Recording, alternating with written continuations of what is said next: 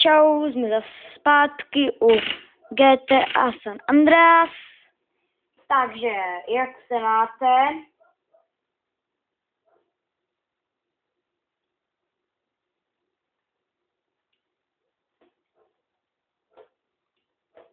Já jsem mám docela dobře na to, že jsem si ho stáhl včera. Mám teďka hodně videí a shlédnutí. Takže teďka vám ukážu ty největší tuning auta, teda moje, co si myslím, že je tuning. Takže tady to auto, docela tuning, nevím jak pro vás, ale pro mě je tuning. A tady tahle ta Fešanda motorka. V minulém díle jsem vám ukazoval auto, takže v dnešním díle bude zase motorka. Tak jo, dneska motorka a třeba zítra nebo někdy zase bude to někdy nebo příště zase někdy bude auto. Podle toho, kolik budu mít shlédnutí a kolik budu mít komentů a kdo napíše jako, že chce auto nebo motorku nebo nějak tak. Jo.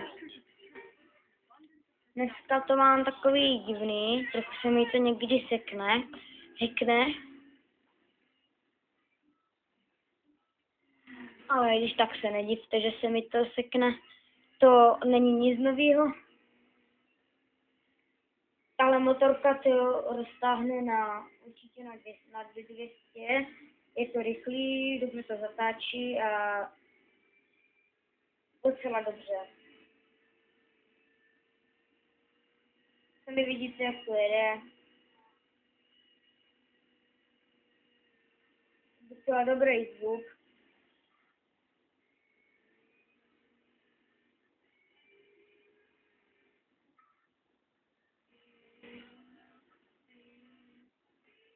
Oh.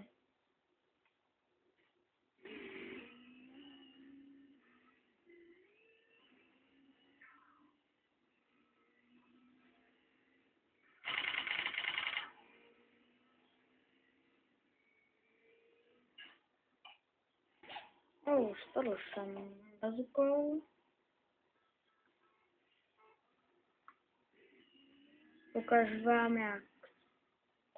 Ukážu vám, jak stojí tohohle křápa, který mi teďka ujíždí.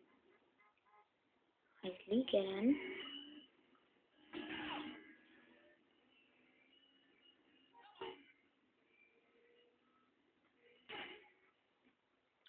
Trochu nepovedený jump, ale nevadí, tak to uděláme znova. Nevím, jestli vám to dělá problém, že se mi to teďka nepovedlo, ale špatně se mi jeřila, se říct.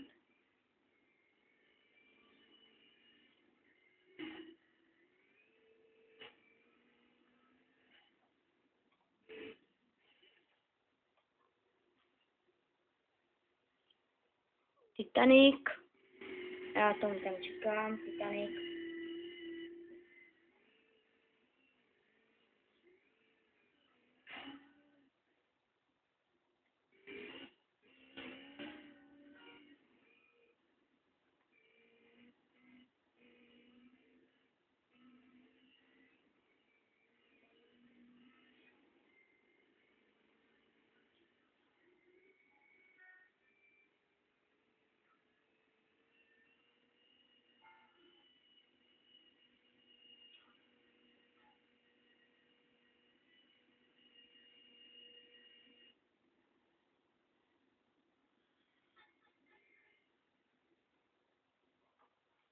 Ukážu vám, jak se z tady tohohle křápa, které mi zase běží. Nevadí. Taky sežen.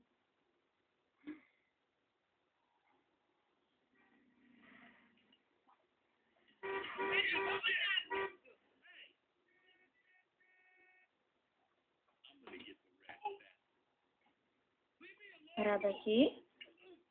Nízerante. Pardon, toto prosté slovo, ale když mě napadne policajt bezdůvodně, tak jako Co byste chtěli? Co byste dělali, kdyby vás taky bezdůvodně napadl policajt? Kdybyste ho zmlátili? Sice ne baseballovou pálku, vy byste ho zastřelili, ale já jsem neměl nic ničeho po ruce, takže jsem si vzal po něj bezpilotku. Dneska jsem nechtěl mít moc drastický video, ale tak pardon, že to bylo takový drastický. Doufám, že vám to nevadilo.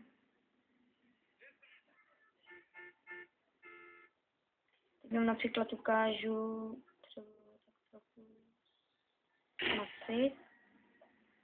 Například vám ukážu, jak z tady toho blbýho auta se dá udělat taková dobrá kára.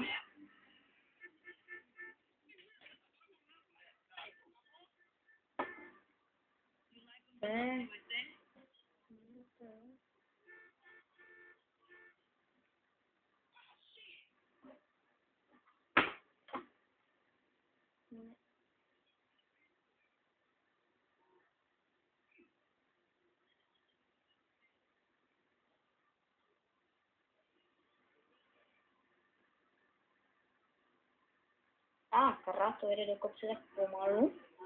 Vypadá to, že to je rychlý, ale...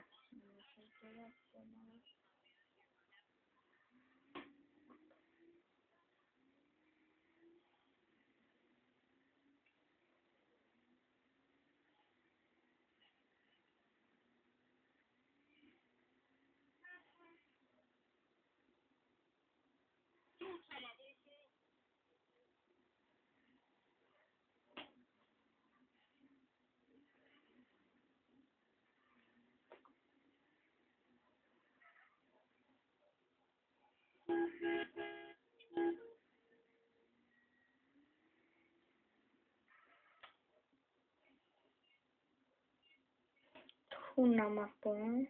Velký území mám označený.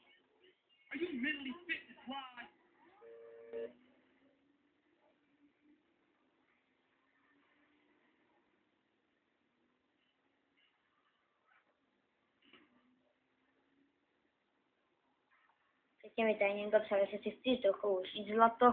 To bylo z toho, že jsem hodně přitažlivý, takže jako nikdy bych tam něco jako dával takového, ale... Prostě, když jsi gangster a jsi hraješ za zelený, tak jsi docela, tak to je docela dobrý. A když hraješ za jinčí, tak je žádná baba jako ne. Nechci uražit život, jakože stánku nebude chtít, ale prostě nebude vám třeba psát, chceš si trochu užít zlato, jak mě třeba před chvíli, jak nevím, jestli jste to viděli, ale jako prostě mám dobrýho gangstera, dobrý auto, tak proč by ne? Auto, který se už možná dá vylepšit. Nevím.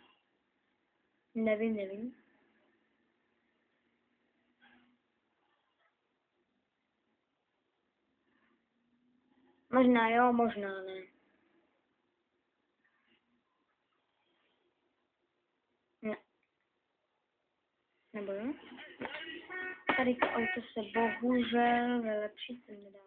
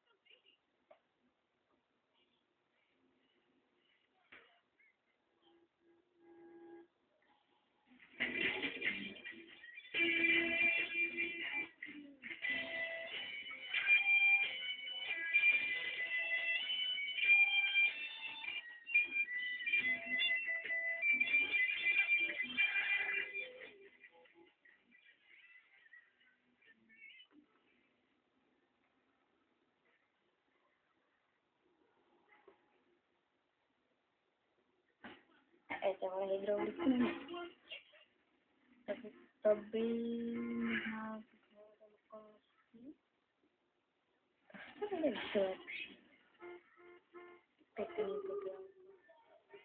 To nejde si napřít skaninou, tady natáčím. Nevím.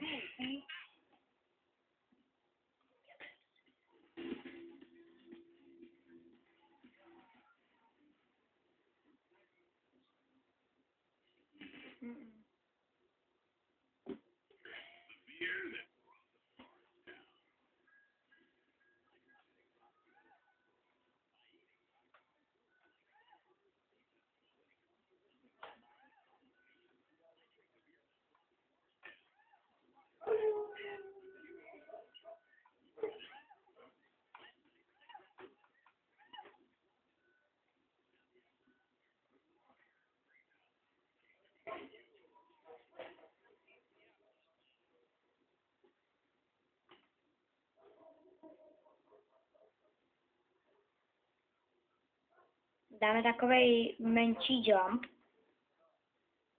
Nevím, jestli víte, co je to jump, takže dáme takový menší skok.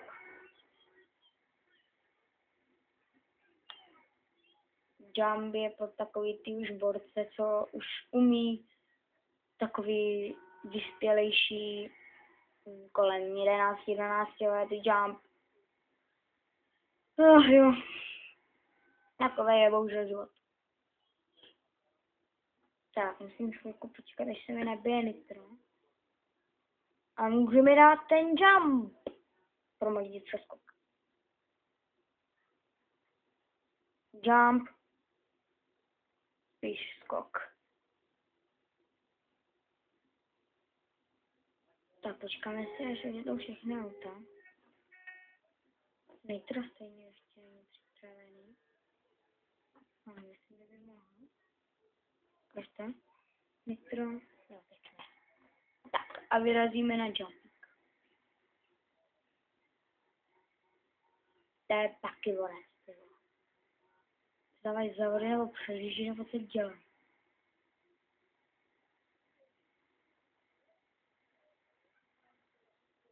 Trochu dost pokazený skok.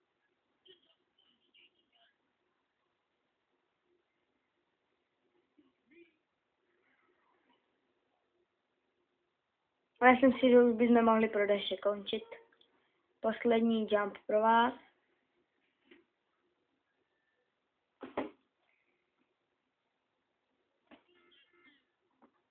Je. Tak čus v příštím videu. Čau.